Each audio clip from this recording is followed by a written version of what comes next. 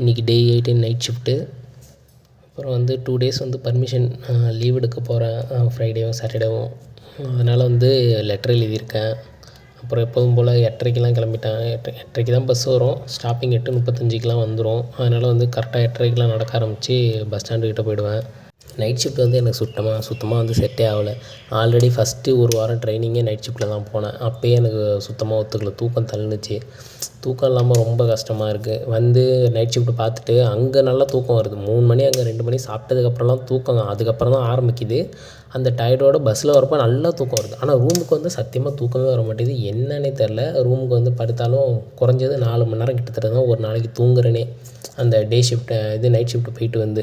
அதனால் உடம்பு ரொம்ப முடியாமல் போயிடுது. திரும்ப அங்கே வேலைக்கு போகிறப்ப தூக்கம் வருது, அங்கே போனால் தூக்கம் வருது. ஆனால் ரூமுக்கு வந்தால் தூக்கமே வர மாட்டேங்குது. நான் இருக்கிற இடம் வந்து ரொம்ப ஹீட்டாக இருக்குது. நான் படுத்தாலே படுக்கிற இடம் வந்து ஷீட்டு தான் ஹீட்டாக இருக்குதுன்னு பார்த்தா டைல்ஸே ஹீட்டாக இருக்குது, படுத்துருக்க டைல்ஸு. அதனால் வெள்ளிக்கிழமையும் சனிக்கிழமையும் லீவ் போட போகிறேன்.